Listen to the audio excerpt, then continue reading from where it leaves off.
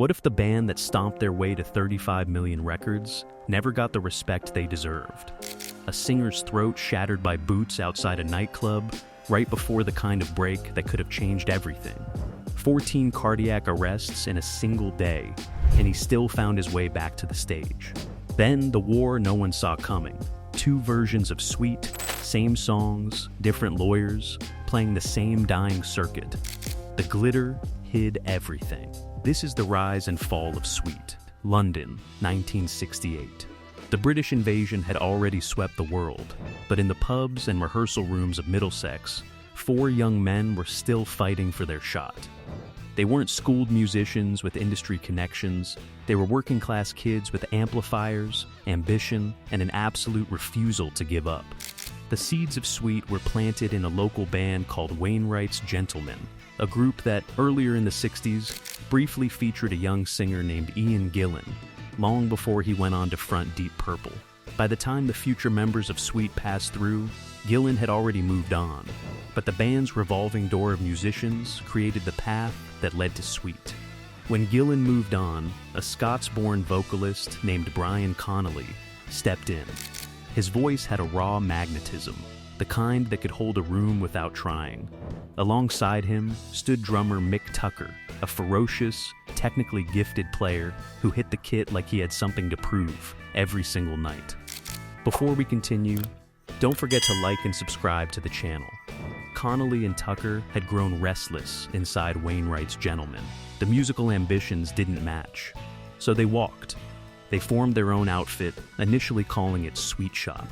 Bass player Steve Priest joined from a local band called The Army, bringing a theatrical wit that would eventually define the group's persona as much as any guitar riff. The lineup was filled out by a series of guitarists until, in late 1970, Andy Scott locked in. Scott was a different caliber of musician, technically sharp, harmonically sophisticated, and hungry to build something that would last. The name Sweet Shop was shortened to Sweet. Their debut single, Slow Motion, failed to chart. The early years were a grind, playing the circuit, releasing singles that went nowhere, surviving on the hope that the next song would be the one.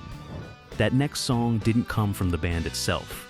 It came from a songwriting duo named Nicky Chin and Mike Chapman, a pair of commercial hitmakers who operated with factory efficiency and radio-ready precision.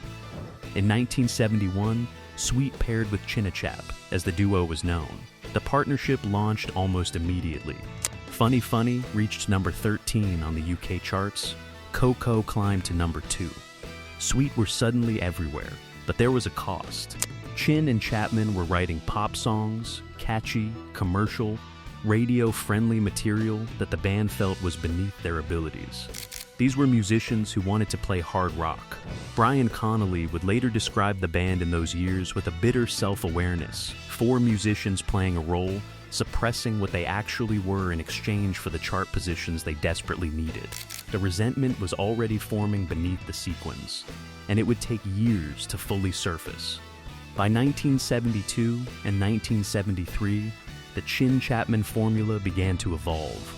Something harder, heavier, and far more exciting started to emerge. The duo began writing material that incorporated the stomping rhythms and aggressive edges of the growing glam rock movement, and Sweet was the perfect vehicle to deliver it. Little Willie, released in 1972 and breaking into the US charts the following year, was the opening salvo of this new era. It reached number 3 on the Billboard charts. For a group still largely unknown in the States, this was a seismic moment. Suddenly, they had a foothold on the other side of the Atlantic. Then came Blockbuster in early 1973. The song opened with a piercing police siren and slammed into a heavy bluesy riff that some immediately noted sounded similar to David Bowie's The Gene Genie. Brian Connolly later recalled hearing the Bowie track on the radio and thinking someone had stolen their backing track. But Blockbuster stood on its own. It became Sweet's first and only UK number 1, holding the top spot for 5 consecutive weeks. It proved that Sweet could dominate the charts with real weight behind the music. The glam aesthetic was now fully in place. The outrageous costumes, the platform boots, the theatrical stage shows. Sweet appeared regularly in increasingly wild outfits, pushing against the conservative norms of British television with every appearance. The fans were screaming, the records were selling, and then came the song that defined a generation. The Ballroom Blitz was released in September 1973, and its origin story tells you everything. The song was inspired by a real incident at the Grand Hall in Kilmarnock, Scotland. Sweet had taken the stage in full glam, the glitter, the costumes, the whole theatrical presentation, and the crowd had responded by throwing bottles at them. That collision between London glam rock and blue-collar Scottish fury became the creative spark for one of the greatest rock anthems ever recorded. The song climbed to number 2 in the UK and number 5 in the United States, cracking the American mainstream with genuine force. Mick Tucker later reflected on the contradiction at the heart of the band's success. The public saw glitter and costumes and assumed softness.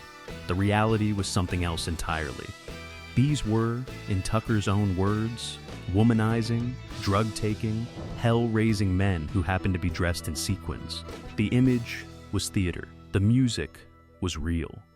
By the mid-1970s, Sweet had sold millions of records worldwide. They were global, with massive success not just in the UK and America, but in Germany, Australia, Scandinavia, markets where rock radio embraced them with a fervor that even some of their contemporaries couldn't match. But the band wasn't satisfied.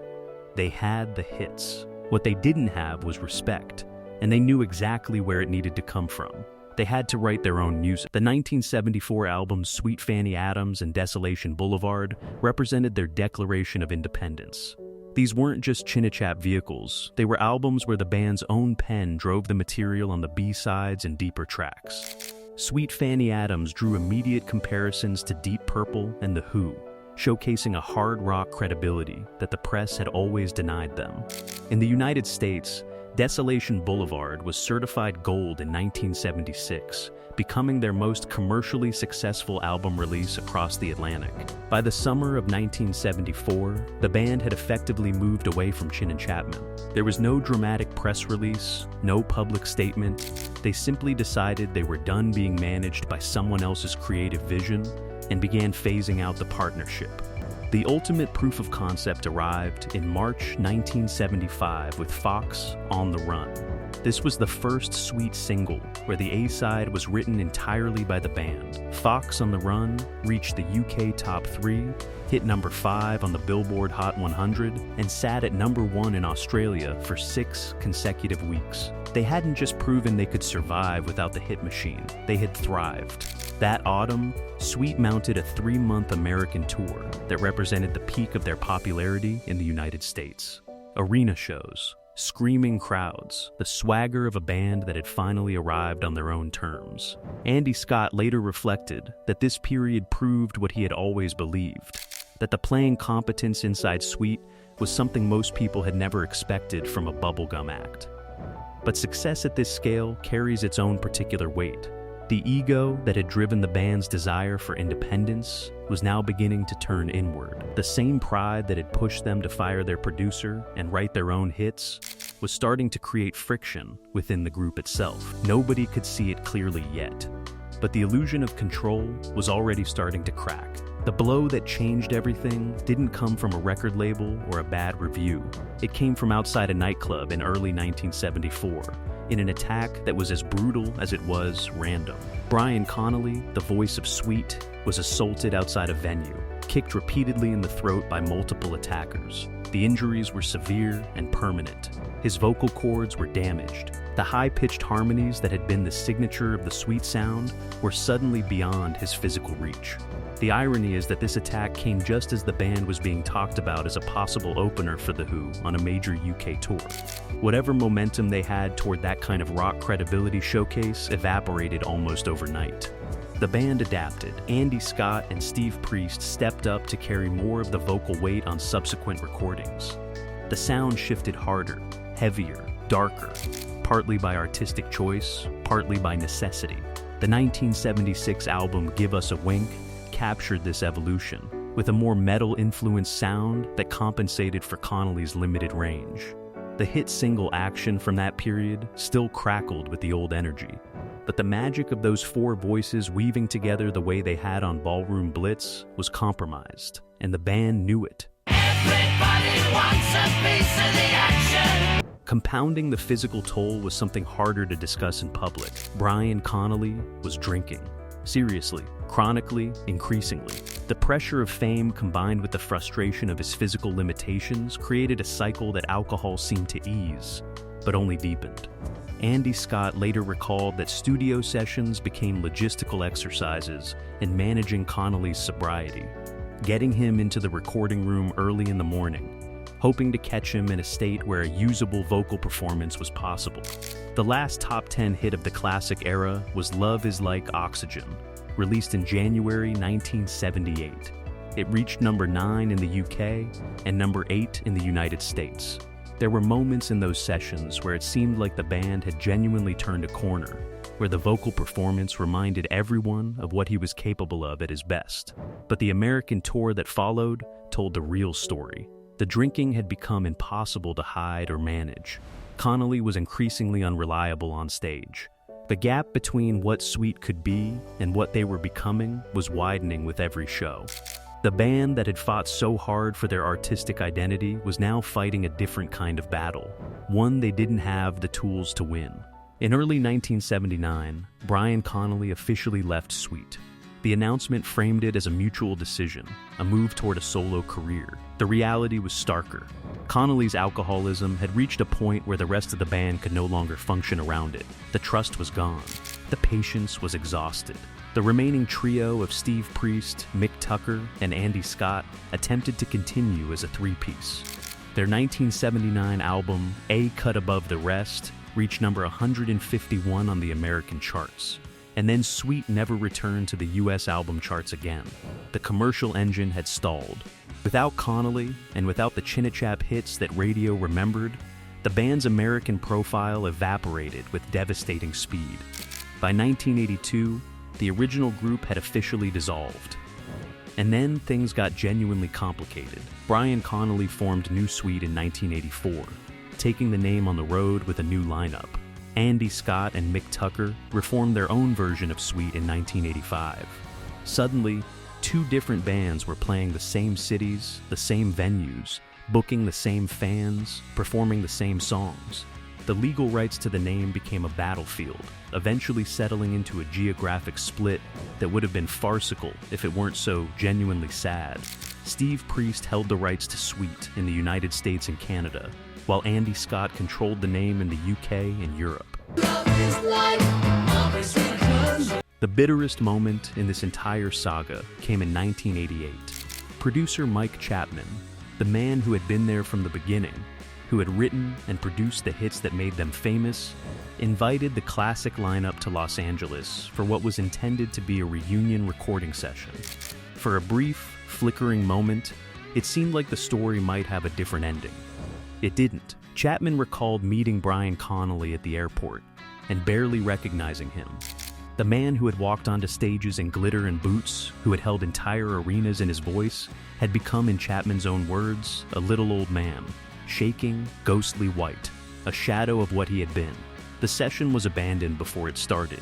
The men who had stood together at the peak of their powers, who had sold millions of records, who had hit number 1 in the UK, who had conquered the American charts, were now running parallel versions of the same band, arguing over a name, playing to smaller and smaller rooms. The physical toll that had been building since that nightclub attack in 1974 continued to compound through the 1980s and 1990s in ways that reframed the entire story. Brian Connolly suffered a series of heart attacks, often reported as a dozen or more within a single 24-hour period in 1981.